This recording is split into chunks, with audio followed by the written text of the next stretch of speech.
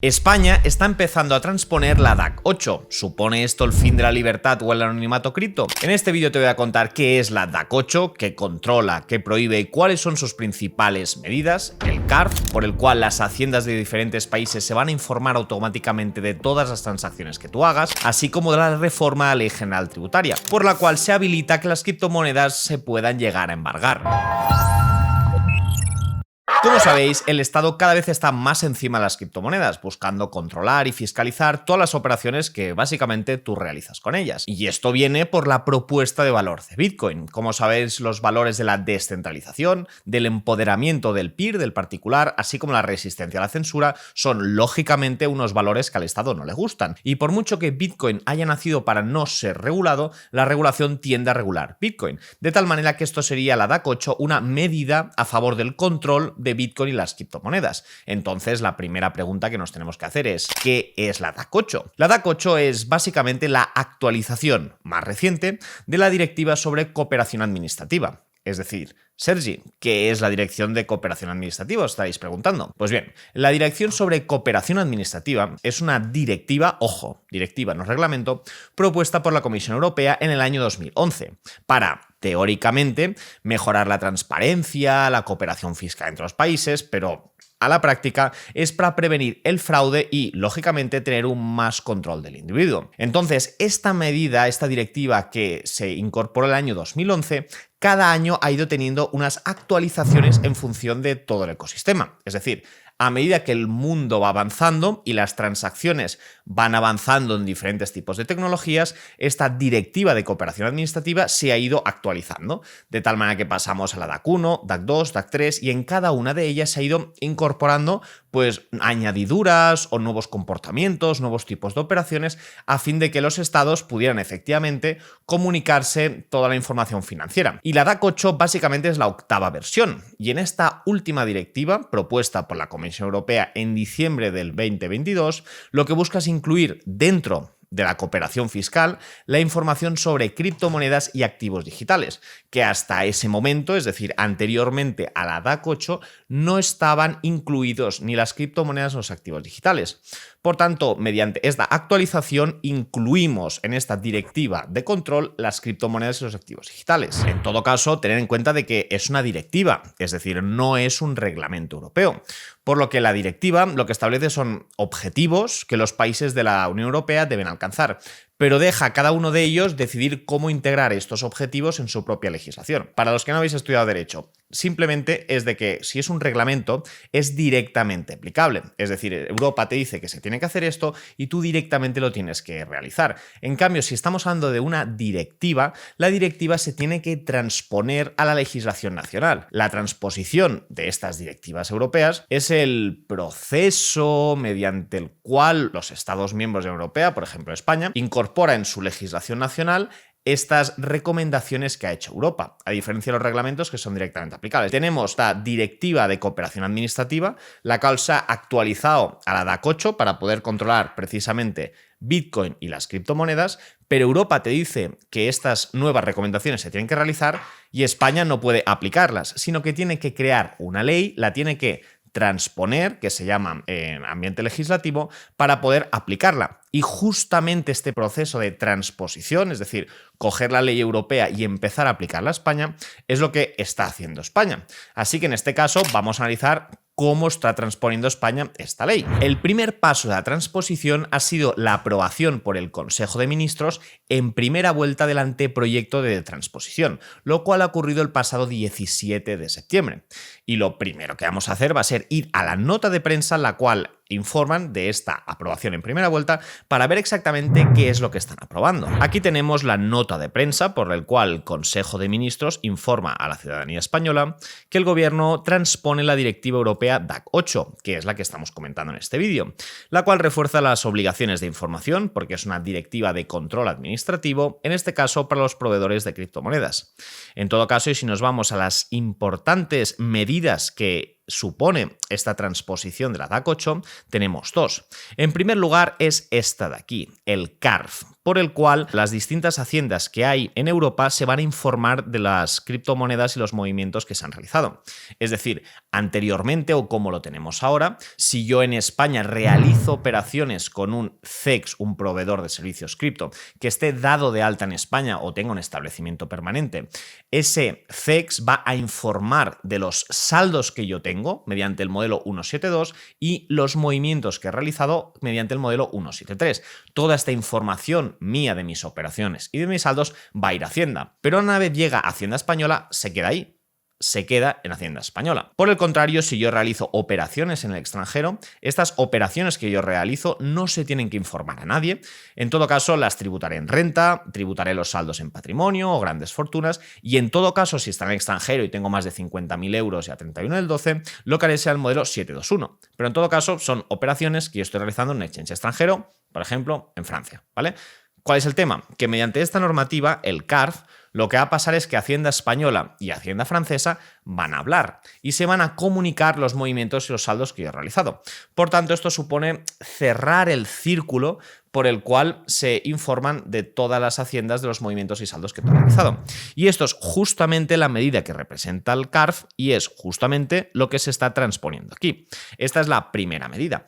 Y la segunda medida es el tema de los embargos. Ciertamente los embargos ya se podían realizar, pero en todo caso aquí vamos a hacer una modificación de la Ley General Tributaria por la cual se va a recoger de manera expresa, como así dice aquí, de que las entidades de pago y de dinero electrónico pueden sufrir embargos de las criptomonedas que tengan en función de los usuarios. En todo caso, vamos a parar un segundo de hablar de la DAC 8 para hablar de un exchange. Como sabéis, en este canal somos asiduos a investigar distintos tipos de exchange, tanto para que vosotros podáis hacer vuestras operaciones, como el hype de Trump, por ejemplo, que está teniendo ahora mismo con el bull run y tal, como a nivel regulatorio, para que vosotros podáis saber dónde está registrado este exchange, o este exchange si está en España, si está en Europa o si está fuera de Europa. Y en este caso vamos a analizar un exchange que está fuera de Europa. Pues bien, esta sería la landing del exchange. Este exchange que lleva operando más de 5 años y que tiene un volumen transaccional de operaciones de más de 10 millones. El CEX nos ofrece distintos tipos de productos en los cuales nosotros podemos obtener rendimientos, así como también nos ofrece la posibilidad de bajarnos la aplicación tanto para Android como para iOS. Y lógicamente podremos realizar todo tipo de operaciones, tanto de spot, futuros, como obtener rendimientos de las propias criptomonedas que no tenemos, así como todo el tema de los bots de trading, que esto ya depende del nivel de riesgo que tengas y depende de la operativa que quieres hacer, te puede llegar a resultar interesante. Por tanto, mediante esta nota de prensa nos queda claro que esta directiva europea, la DAC 8, supone dos cosas: la asistencia mutua en cuanto a las criptomonedas, es decir, operaciones y saldos, y por otro lado, la mención expresa de que las criptomonedas sí que se pueden embargar. Como hemos comentado antes, el CARF es la adaptación cripto también de lo que sería el CRS, el Common Reporting Standard, es decir, anteriormente, antes del CARF que acabamos de comentar ahora, de cómo las haciendas van a intercambiar información sobre criptoactivos o información sobre Bitcoin o de las operaciones que tú hayas hecho, ya existía el CRS. El CRS es un estándar global creado también para la Organización para la Cooperación y el Desarrollo Económico, la OCDE, y es para facilitar el intercambio automático de información financiera entre países con el objetivo de combatir la evasión fiscal a nivel internacional. Es decir, es la regulación que hemos usado para determinar si una tarjeta información o no, por ejemplo, en el vídeo anterior, pero este CRS se enfoca en activos financieros, tradicionales como cuentas bancarias, valores, fondos de inversión, pero en cambio el CARF, que es lo que os estaba hablando en la nota de prensa, lo que va a informar son sobre los saldos y movimientos que tú hayas hecho en activos digitales, no los movimientos tradicionales, que esto ya van por el CRS que estudiamos en el anterior vídeo para el tema de las tarjetas. En el tema de las tarjetas concluimos de que si tú tenías una tarjeta de un proveedor de servicios que te pedía KIC, que estaba registrado en un país que sí que tenía CRS y además tenía consideración de entidad financiera, informada a Hacienda. Pues en este caso del CRS estamos hablando del CARF, el cual cubre pues, las transacciones con criptomonedas que hemos comentado, así como las conversiones entre cripto y fiat. ¿De acuerdo? Por tanto, tendríamos CRS para lo que sería fiat y CARF, fiat cripto y luego directamente cripto. De esta manera, todos los países de la Unión Europea tendrán acceso a los datos de las transacciones y movimientos de saldos que tú hayas hecho en criptomonedas. Pero entonces, ¿da igual si yo tengo las criptomonedas en España que fuera de España? Sí, básicamente dará igual si realizas tus operaciones en España o fuera de España, en la medida en que si está en la Unión Europea, Hacienda española se enteraría igual mediante el CARF. Aquí tenemos la nota de prensa que hizo el Ministerio de Hacienda y Función Pública, la agencia tributaria, por la cual informaba que un total de 48 países, y estamos hablando ya del 10 de noviembre de 2023, impulsaban el nuevo estándar de intercambio de información sobre criptoactivos para el año 2027. Técnicamente será para el año 2026, que es el límite que ha puesto Europa para que los estados puedan transponer esta directiva. En todo caso, aquí lo que te informa es de que un total de 48 países y jurisdicciones de todo el mundo, entre los cuales se encuentra España, impulsan el nuevo CRS cripto, que es el CARF. Este nuevo estándar es conocido en el marco de la comunicación de información sobre criptoactivos y modifica el CRS. Como hemos comentado antes, el CRS era para fiat y el CARF será para fiat más cripto y directamente cripto. De esta manera, este intercambio de información, lógicamente, que es lo que te van a decir, es clave para la lucha contra el fraude y la evasión fiscal, basado en la obtención y explotación eficiente de información con trascendencia tributaria. Este es el listado de todos los países que van a transponer esta medida. Atención, Andorra no está. Y aquí te dicen los fundamentos o cuáles serían las motivaciones. Tener en cuenta de que esto ya es a nivel más global. Principales funciones que tiene Hacienda es recaudar, pero no es prevenir el blanqueo de capitales. El blanqueo de capitales va por otra vía, iría por el SEPLAC en España, ¿de acuerdo? Entonces tenemos que tener en cuenta también que cuál es la función del Estado. El Estado lo que tiene que hacer es darnos un apoyo, nos tiene que salvaguardar mediante su derecho de policía, salvaguardar de que haya una violencia que solo pueda acoger el Estado y de que no nos matemos entre nosotros, pero aquí lo que está haciendo el Estado es, en base a su poder de violencia y represión que puede tener contra el ciudadano, lo que está haciendo es apoderarse de una información, la cual, lógicamente, se la da directamente los exchanges por la regulación que se la tienen que proveer, en España 172 y 173 y los equivalentes al resto de Europas, y luego las agencias tributarias que han recibido esta información la van a comunicar entre ellos. Todo esto sin que haya habido ningún fraude y todo esto sin ningún tipo de operación irregular. Y por mucho que no haya existido, tú ya tienes directamente toda mi información, lo cual atentaría a mi derecho a libertad financiera en el sentido de que tú no tienes que saber lo que yo estoy haciendo si no es que no estoy haciendo nada malo. Si estoy haciendo algo malo, lógicamente que venga el Estado y que caiga en mí todo el peso de la ley. Pero si no estoy haciendo nada raro, ¿por qué todo el mundo tiene que saber la transacción que he realizado? Esto que puede no tener sentido. Por otro lado, y si nos vamos al segundo punto, vamos a la reforma de la Ley General Tributaria, lo cual supone una de las reformas clave de esta transposición de la Directiva Europea de la DAC 8. Y una de las reformas clave que ha realizado esta transposición, que ahora mismo está en anteproyecto, es la incorporación explícita, es importante este término, de que los criptoactivos, antes referidos como monedas virtuales, son susceptibles como bienes de embargo.